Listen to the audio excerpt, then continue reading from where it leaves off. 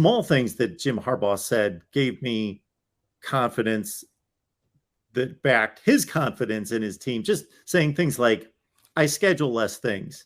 This team manages itself. I schedule less things. They used to be like, Coach, I had to say, and they were good. They would follow my instructions before, but now they're coming to me saying, we started this, we're doing this, we're lifting more, or whatever it is.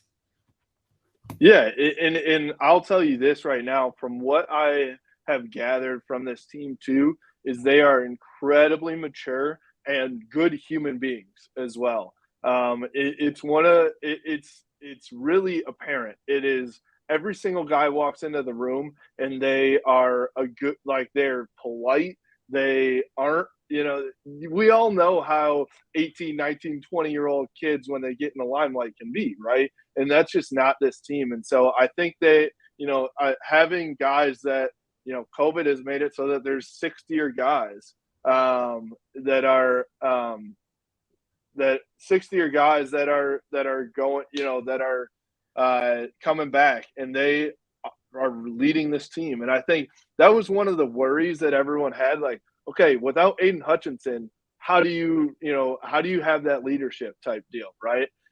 But it was actually it was a reload type of situation. There are guys that are stepping up to the plate that are being awesome in terms of leadership, and Cade McNamara is one of those. And actually, who was it? Mike Sainristil came out and said, and Mike Sainristil is a guy that switched from the wide receiver position now to the DB position. He said, people talk about Aiden Hutchinson, but nobody talks about Josh Ross being the leader of this last year's defense. They said he was just as vocal in the locker room and doing everything as Aiden Hutchinson was, but he just wasn't Heisman guy, so he didn't get the love.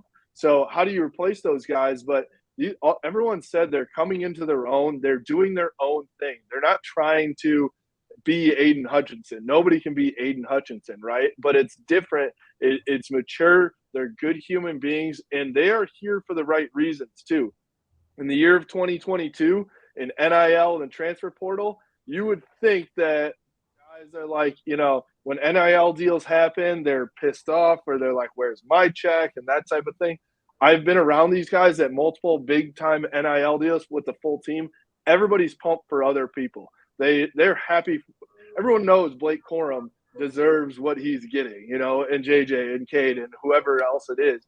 And they're happy for it. A couple of the linemen that I've talked to, they're like, yeah, we get a check, here and there for sure, but we're here to win football games. And if we do what we're supposed to, we'll get paid down the road too. So they're here for a different, different kind of meaning, and they're here for a different reason. And it's exciting, I think, from a fan's perspective, to hear that in the year 2022.